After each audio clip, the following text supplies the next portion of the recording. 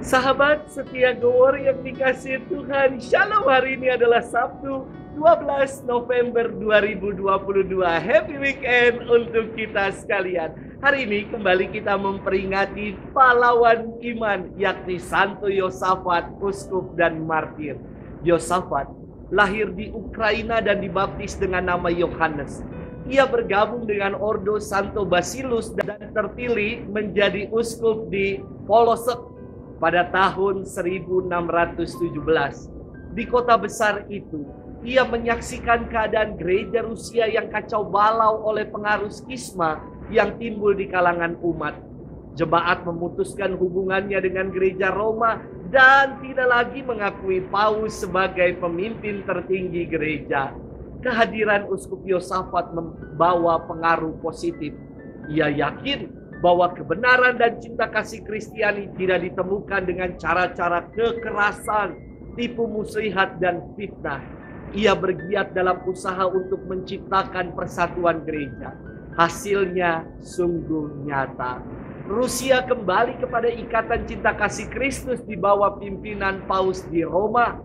Banyak orang yang memusuhinya karena iri hati terhadap semua usahanya itu.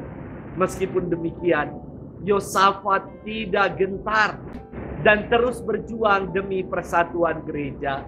Pada tanggal 12 November, sesudah misa, beberapa penjahat masuk ke dalam kediamannya dan secara kejam menyerang dan membunuh para pelayan-pelayan.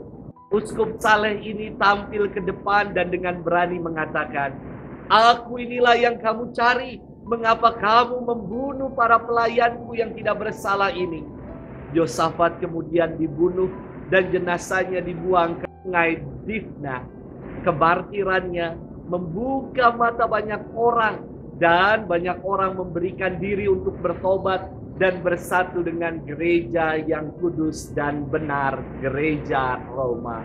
Hari ini kita akan bersama-sama mendengarkan firman Tuhan yang diambil dari Injil Lukas 18 ayat 1 sampai dengan 8. Kita siapkan hati kita. Haleluya, haleluya, haleluya. Allah memanggil kita agar kita memperoleh kemuliaan Tuhan kita Yesus Kristus. Haleluya, haleluya, haleluya. Tuhan bersamamu dan bersama rohmu. Inilah Injil suci menurut Lukas, dimuliakanlah Tuhan. Pada suatu ketika Yesus menceritakan suatu perumpamaan kepada murid-muridnya untuk menegaskan bahwa mereka harus selalu berdoa dengan tidak jemu-jemu. Ia berkata, di suatu kota ada seorang hakim yang tidak takut akan Allah dan tidak menghormati siapapun. Di kota itu ada pula seorang janda yang selalu datang kepada hakim itu dan berkata, "Belalah aku terhadap lawanku." Beberapa waktu lamanya hakim itu menolak, tetapi ia kemudian berkata dalam hatinya, "Walaupun aku tidak takut akan Allah dan tidak menghormati siapapun, namun karena janda ini menyusahkan daku, baiklah aku membenarkan dia supaya ia jangan terus-menerus datang dan akhirnya menyerang aku." Lalu Yesus berkata, "Camkanlah perkataan hakim yang lalim itu. Bukankah Allah akan membenarkan para pilihannya yang siang malam berseru kepadanya? Dan adakah ia mengulur-ngulur waktu sebelum menolong mereka? Aku berkata kepadamu, ia akan segera menolong mereka. Akan tetapi, jika Anak Manusia datang, adakah ia menemukan iman di bumi ini?" Demikianlah sabda Tuhan. Terpujilah Kristus. Sahabat setia Gowor yang dikasihi Tuhan, Shalom. Saya masih ingat ketika saya dulu TK belajar menulis. Mulai dari menyambung titik-titik dan jadilah huruf. Menjiplak huruf-huruf, merangkainya hingga jadi kata demi kata. Hingga akhirnya bisa lancar menulis. Kalau diingat, prosesnya panjang, tidak instan.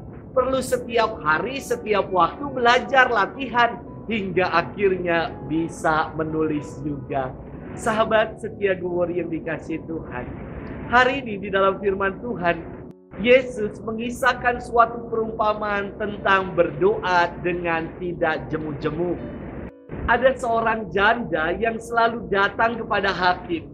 Janda itu meminta kepada hakim untuk membela haknya. Dan dikatakan bahwa hakim ini tidak takut akan Allah dan tidak menghormati siapapun. Maka hakim ini menolak permohonan janda itu. Akan tetapi, janda itu terus datang kepadanya hingga akhirnya hakim yang lalim itu pun mengabulkan dan membela haknya. Perumpamaan ini digunakan Yesus untuk menegaskan bahwa hakim lalim saja akhirnya mengabulkan permohonan janda yang berseru-seru kepadanya. Apalagi Allah kita. Allah pasti tidak akan berlambat dan mengulur waktu untuk menolong kita. Namun, seperti belajar menulis, perlu proses, bertekun, terus latihan hingga akhirnya bisa menulis. Demikian juga dengan berdoa. Kita diajak untuk bertekun dalam doa, dalam iman, dan Tuhan pada waktunya akan memberikan yang terbaik bagi kita. Namun perlu kita ingat saudara-saudari sekalian, bahwa doa bukan berarti menuntut dan memaksa Allah untuk melakukan kemauan dan kehendak kita. Doa adalah relasi iman antara kita dengan Allah. Kita diajak juga untuk mendengar dan melaksanakan apa yang menjadi kehendak Allah. Sahabat setia Gowori yang dikasihi Tuhan, berdoa dengan tidak jemu-jemu berarti berdoa dengan iman yang penuh. Jangan pernah bosan berdoa, sebab doa adalah ungkapan iman kita. Jangan salah dalam berdoa, seolah kita memaksa Tuhan untuk mengabulkan kehendak kita. Kata push dalam bahasa Inggris bukan artinya menekan atau memaksa.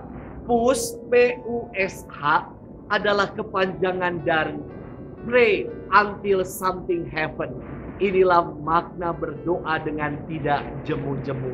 Happy weekend dan selamat bermenung. Tuhan memberkati kita selalu.